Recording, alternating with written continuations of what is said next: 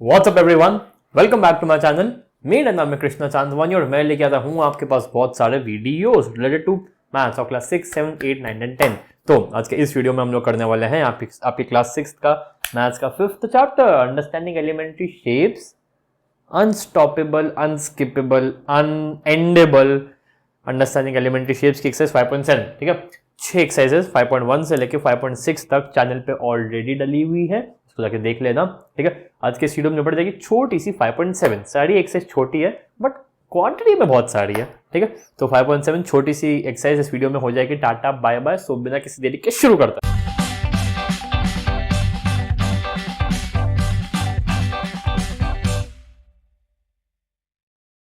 Okay, exercise चालू करने से पहले कुछ क्वाड्रिलेटरल्स के, क्वाड्रिलेटरल मतलब चार साइड का फिगर, क्वाड्रिलेटरल्स कुछ फेमस लिखे हैं, उनकी कुछ कैरेक्टरिस्टिक्स लिखी हैं। इनको एज इट इज अपनी कॉपी में नोट डाउन कर लो, बहुत फायदा देंगी। ठीक है, ट्रेपेजियम ऐसा दिखता है, एक पैरेलल, एक जोड़ा होता है पैरेलल साइड्स का, कंपल्सरीली एक जोड़ा तो होना ही चाहिए, दो चलेंगे, एक होना चाहिए।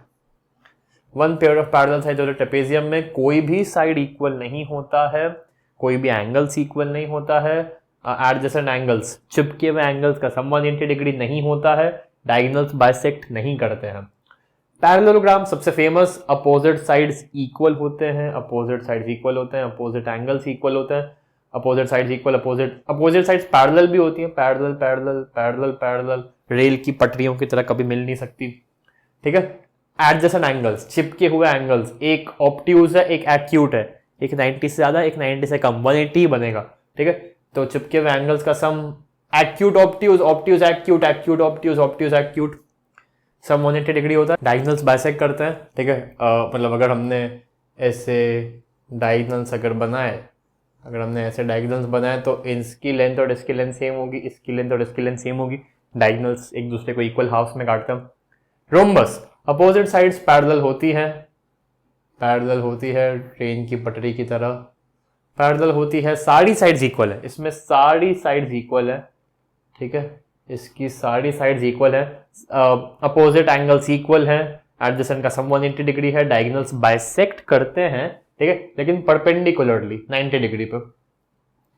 Rectangle, opposite sides parallel, opposite sides parallel, opposite side parallel, opposite side parallel, आमने सामने के साइड रेल की पटरी, अपोजिट साइड इक्वल, हर side equal, opposite side equal, हर साइड इक्वल। रेक्टेंगल और स्क्वायर तो हम बचपन से जानते हैं।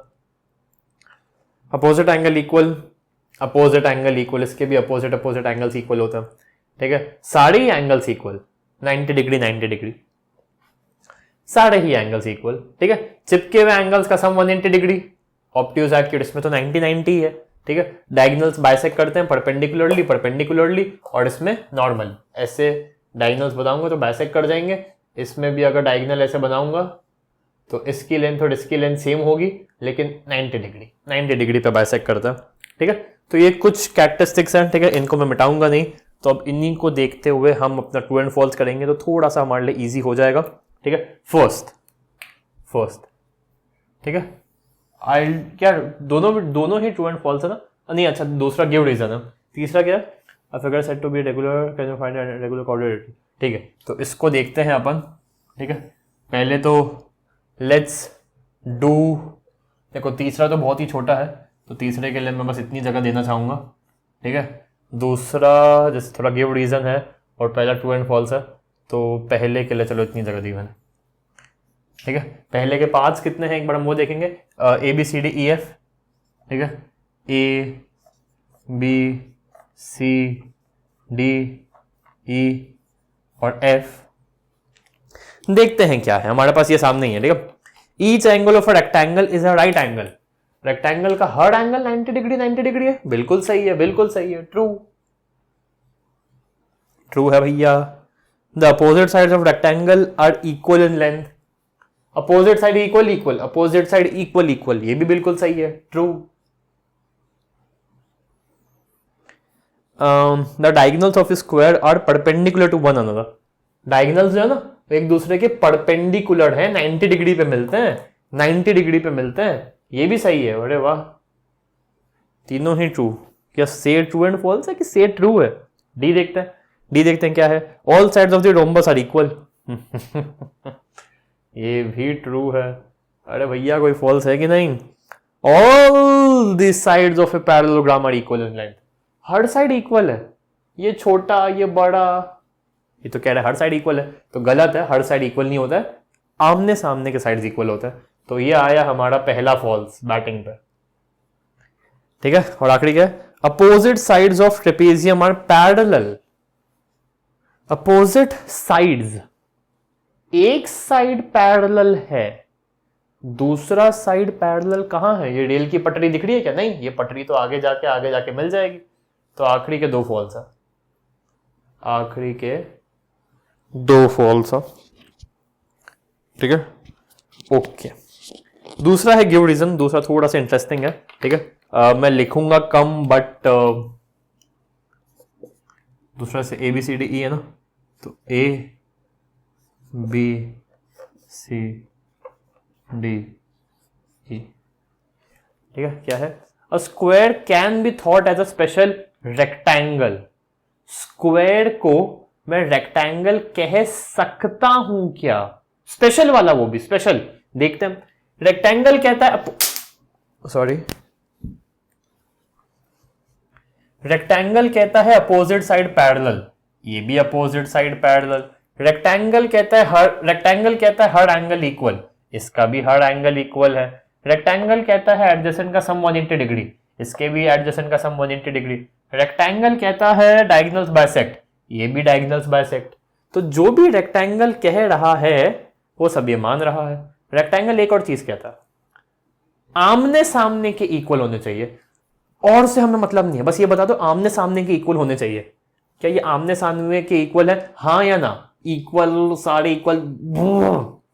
आमने सामने के क्या इक्वल है? हाँ इक्वल है, तो रेक्टेंगल तो है, रेक्टेंगल तो है। तो as it follows all characteristics of rectangle, ये तो हो गया रेक्टेंगल कह सकते हैं। स्पेशल रेक्टेंगल क्यों? विद एडिशनल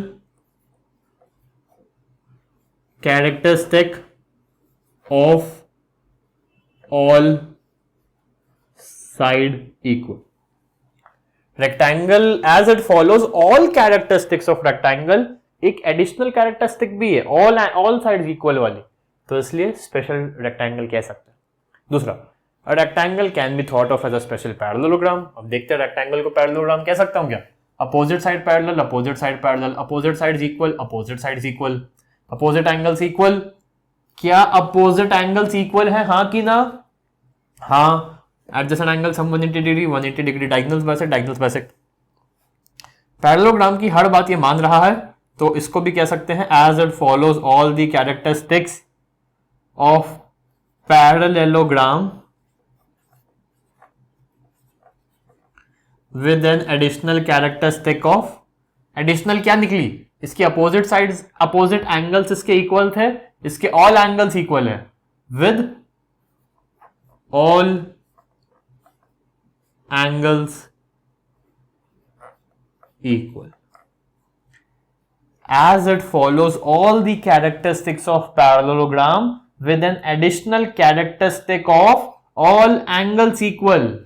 हर शर्त तो मान ही रहा है, लेकिन एक और शर्त है, मतलब एक और अपने मन से। पैरेललोग्राम ने बोला केवल आमने सामने के इक्वल कर दो, अगर तुमने आमने सामने के एंगल्स इक्वल कर दिए हम तुमको पैरेललोग्राम कह देंगे। इसने बोला हम आमने सामने के तो कर ही देंगे, काम करते हैं हर एंगल इक्वल कर देते हैं तुम्हारे लिए। तो इसने तो एक अच्छी शर्त बना दी, तो उसको पैरेललोग्राम का दर्जा नहीं दिया जाएगा, उसको स्पेशल पैरेललोग्राम का दर्जा दिया जाएगा। ठीक है, a square can be thought of as a special rhombus. Square को क्या मैं रोम्बस कह सकता हूं? देखते हैं, opposite side parallel, opposite side parallel, all sides equal, all sides equal, opposite angles equal. क्या इसके आमने सामने के इक्वल एंगल है? क्या इसके आमने सामने के एंगल इक्वल है? बस ये बताओ, आमने सामने का सेम है? हाँ सेम है। Adjacent 180 degree, adjacent 180 degree, diagonals bisect 90 degree पे 90 डिग्री पे, सब तो सेम है। तो as it follows all the characteristics of rhombus with an additional characteristic of all angles equal। क्योंकि वो रोम्बस की हर शर्त मानता है, एक और शर्त उसने मान ली है। रोम्बस कहता है बस आमने सामने के एंगल्स इक्वल कर दो, ये इसके बराबर कर दो और ये इसके बराबर कर दो। बट उसने बोला नहीं भाई, मैं तो सभी इक्वल कर दूंगा। तो रोम्बस है, बिल्कुल है। डी क्या है? स्क्वायर, रेक्टेंगल, पैरेललोग्राम और quadrilateral. Square as they have 4 sides 4 angles, as they have 4 sides 4 angles, interior angles, अंदर के जो एंगल्स हैं उनका सम 360 डिग्री। तो क्वाड्रिलेटरल्स हमने उनको कह दिया, क्वाड्री 4, ट्राई, क्वाड्री, पेंटा, हेक्सा, सेप्टा, ऑक्टा, नोना और फिर डेका 10 का। ठीक है। Square is also parallelogram. Square को पैरेललोग्राम क्यों कहते हैं? लाइक पैरेललोग्राम, इसका शॉर्ट फॉर्म है पैरेलल लाइन्स और GM. Like parallelograms, it's opposite sides are equal and parallel, comma opposite angles equal। यही सारी शर्तें लिख दो ना। Square is also known as a parallelogram because its opposite sides are parallel, its opposite sides are equal, its opposite angles are equal, its adjacent angles sum is 180 degree and the diagonals of the square bisect each other। Parallelogram as it is उठा के डाल लो। Like parallelogram, it's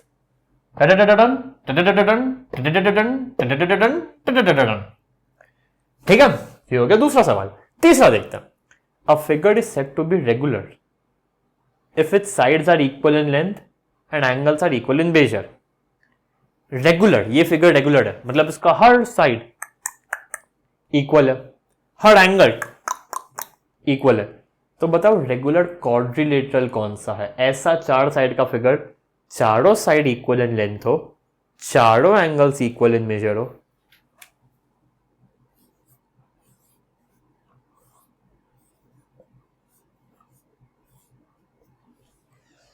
इसी के साथ छोटी सी exercise होती है खत्म। ठीक है। कोई भी डाउट है, मैं ज्यादा इसमें क्या ही बोलूं, कोई भी डाउट है, कोई भी क्वेरी है, सो प्लीज एक कमेंट डाल देना कमेंट सेक्शन में। ठीक है। इस बार बहुत कम बोलता हूं, ऐसे में पहली मतलब बहुत कम बार बोलता हूं कि आनी नहीं चाहिए। ठीक है। इसमें क्या ही डाउट आएंगे। ठीक है।